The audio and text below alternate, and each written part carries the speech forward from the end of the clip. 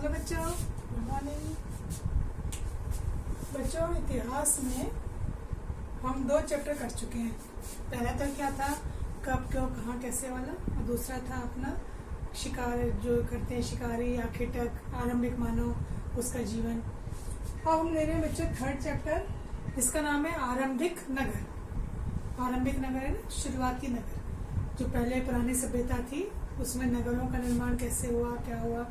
बच्चे यहाँ पे मैं 2 शब्द आपसे बताऊंगी, एक तो खनन और एक उत्खनन। उन्होंने शायद ये शब्द सुने नहीं होंगे। बच्चे क्या होता है, जब जमीन को गहराई में खोदा जाता है ना, बहुत गहरा खोदा जाता है, तो आपने खनिज पदार्थ सुने होंगे। खनिज पदार्थ मिलते हैं तो ये खनन कार्य होता है। खान होती है, गहरी गहरी खानें होती हैं, उन खानों से जो है पदार्थ निकाले जाते हैं, खनिज निकाले जाते हैं और खुदाई उनकी होती है। पर कई बार क्या होता है, कुछ पुराने समय के हजारों वर्षों पहले की कोई चीज़ है, किसी कारण से जो है अपन देखते हैं आंधियाँ आती हैं, तूफान आते हैं, ठीक है, बवंडर आते हैं, या कोई और आपदा की वजह से किसी कारण से क्या कोई जगह दब गई, उसके ऊपर मिट्टी की लेयर बढ़ गई, खूब ऊंची लेयर हो गई, तो वो चीज़ क्या होगी, दब गई। तो उसको जब ऊपर से निकाला गया, किसी कारण से कोई निर्माण कार्य हो रहा है तो वहाँ पे खुदाई की गई, तो पता चला वहाँ पे नीचे तो कोई नई चीज निकल आई, कोई नगर निकल आया, तो ये उत्खनन कार्य।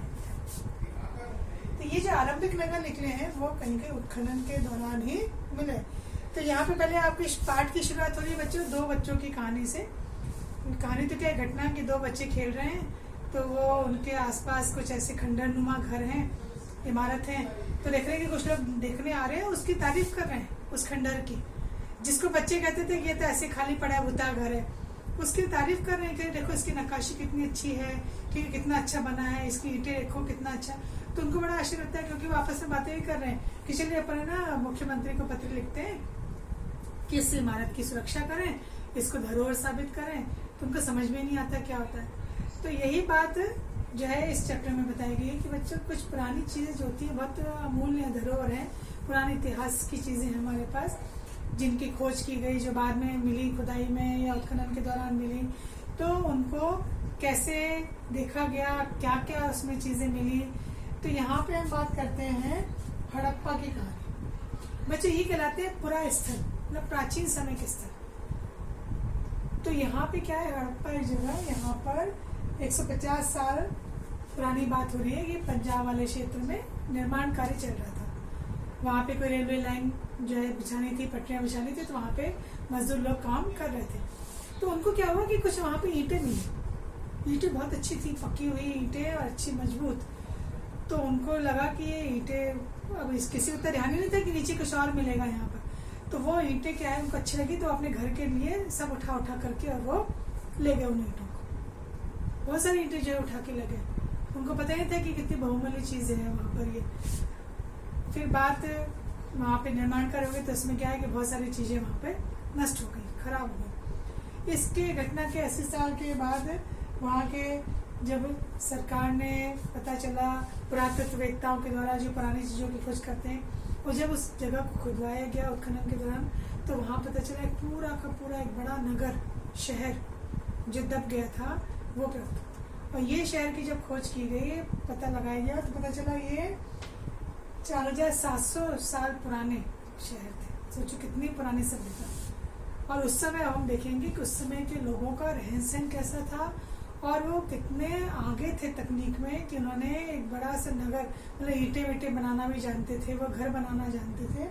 तो ये यहाँ के जो इन्होंने विशेषता देखी, ये जो पूरा का पूरा नगर निकला वहाँ पर, हड़प्पा मोहनजोदड़ो नाम सुने होंगे बच्चों आपने। तो ये जो विशेषता थी यहाँ के नगरों की, एक तो क्या थे ये नगर, इन्होंने जब देखा बहुत सारे नगर वहाँ पे मिले, जब खुदाई की गई तो बहुत ध्यान से खुदाई की गई, फिर इनकी संभाल करके, ताकि कोई चीज़ जो बची हुई इसको नुकसान ना पहुँचे। तो देखा गया कि नगर 2 हिस्से में बटे हुए थे, या 2 से अधिक हिस्से में भी जो थे वो बटे हुए थे यहाँ पर। और जो पश्चिम का भाग था, इनके जो हिस्से बटे हुए थे वो थोड़ा सा छोटा था पर ऊंचा था। पश्चिम का भाग छोटा था पर वो ऊंचा था, और जो पूर्व का भाग था वो बड़ा था पर नीचे था। और इसके ऊपर ऐसे समझ लो बच्चों, अपन ने किले देखे हैं, आपने भी किले देखे होंगे।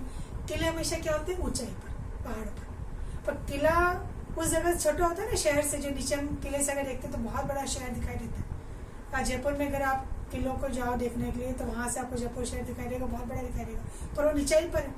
और ऊंचाई पे क्या है, वो महल का या उस किले का छोटा सा हिस्सा है। तो यहाँ पर भी था कि पश्चिमी भाग जो था छोटा था पर ऊंचा था, और जो पूर्वी भाग था उसका दूसरा हिस्सा वो नीचा था, ठीक है, पर वो बड़ा था। तो जो ऊंचा भाग था उसको पुरातत्ववेताओं ने नगर दुर्ग, दुर्गापन को उसको कहते हैं, किले को कहते हैं, नगर दुर्ग नाम दिया। और जो नीचे वाला हिस्सा था उसको नाम दिया नगर, निचला नगर, ये नाम यहाँ पर दिया। इसकी जो चार दीवारी थी, शहर की जो चार दीवारी होती है, बाउंड्री होती है, जहाँ पे शहर में अपने आप ही जैसे गेट वेट बंद हो जाते थे पुराने समय में, तो ये चार दीवारी पक्की ईंटों से बनी थी, ईंटें भी बहुत मजबूत थी, है ना। और यहाँ पे जो घर थे, घर भी 1 मंजिल के भी थे, 2 मंजिल के भी थे, ये भी यहाँ पर मिले हैं। और घरों के बीच में आंगन होते थे, आंगन आप जानती हैं, और आंगन के चारों ओर भी कमरे जो है यहाँ पर मिले। मतलब खुदाई में ये पूरा एक नक्शा जैसे होता है ना, उस तरह से प्रमाण नगरों के मिले।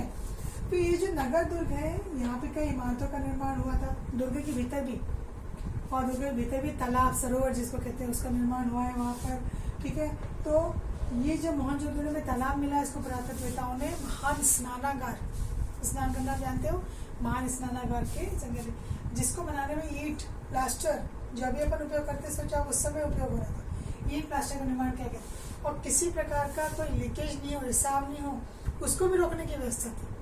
मतलब प्लास्टर के ऊपर चारकोल एक तरह से लेयर होती है, उसको बिछाया जाता ताकि पानी रिसे नहीं। तालाब में आने के लिए दोनों तरफ से सीढ़ियाँ ये भी मिली है, सीढ़ियाँ भी मिली, ठीक है। और जो तालाब था, सरोवर कहना चाहिए, जिसमें लोग स्नान वगैरह करते होंगे, उसको भरने के लिए कुएं थे, उस कुएं से पानी लेकर के वहाँ पे भरा जाता था, और जब उपयोग हो जाता था तो उसको खाली भी कर दिया जाता था, उपयोग के बाद इसको खाली कर दिया जाता था। कई कई अग्निकुंड भी मिले हैं, भंडार गृह भी मिले हैं, हर घरों में अलग अलग स्नानागार भी मिले, कुएं भी मिले, ये सारी व्यवस्था वहाँ पर। फिर जैसे बच्चों अगर अपन बात करें, अभी जो अपने घरों में व्यवस्था देखते हैं कि अपने घरों से नालियाँ निकलती हैं, ठीक है, अपने घर जैसे किचन से नाली है, बाथरूम से नाली है, कोई कमरे में कोई नाली है, तो वो नाली जो है छोटी होती है, वो नाली मिलकर के अपने घर के बाहर जो बड़ी नाली होती है वहाँ जाकर के मिल जाती है। फिर वो बड़ी नाली मिलकर के आगे बड़ा नाला होता है उसमें मिल जाती है, ठीक है। फिर वो बड़ा नाला जो है आगे जाकर के कहीं और जो है मिल जाता है। तो ये सारी जो व्यवस्था थी, तो ये नाले वगैरह भी जो यहाँ पर थे ना बच्चों, वो नाले ढके हुए थे, मतलब उस समय भी साफ सफाई का, स्वच्छता का बहुत ध्यान रखा जाता था। और जगह जगह आपने देखे होंगे सड़कों पे मेन होल होते हैं, ढक्कन होते हैं, उसके नीचे जो नाले जा रहे हैं उनकी सफाई भी होती है सरकार की तरफ से, तो वहाँ पर मेन होल भी थे जिनको खोल करके इनको साफ भी किया जाता था। तो सोचो आप, एक कल्पना करो, कितने हजारों सालों पहले भी लोग किस तरह से रहते थे, उन्होंने कैसे नगरों का निर्माण किया, कि सारी सुख सुविधाएं वहाँ पर उनकी थी। ये भी देखा गया है कि सड़कें जो हैं, बड़ी बड़ी छोटी छोटी सड़कें भी हैं, समकोण पर काट रही हैं, मतलब जैसे अभी अपन चौराहे देखते हैं ना सड़कों में, वो भी बने हुए वहाँ पर सड़कों में। और हर घर के आगे कचरा रखने की जगह भी है, कचरा पात्र भी रखा जाता था, मतलब सफाई पसंद भी थे, नालियाँ ढकी हुई हैं, सफाई पसंद है लोग। तो ये हमने आज थोड़ा सा देखा बच्चों, आरंभिक नगरों में क्या क्या पुरातत्ववेताओं ने देखा। अब यहाँ से इनको और क्या क्या चीजें मिली, क्या क्या पुरानी चीजें इन्होंने देखी, उनसे क्या इन्होंने अंदाजा लगाया कि वहाँ के लोग कैसे रहते होंगे, क्या कोई कपड़े के अवशेष भी मिले, क्या कोई सिक्के भी मिले, क्या कोई बर्तन भी मिले, ये सब चर्चा बच्चों अपन आगे करेंगे, ठीक है।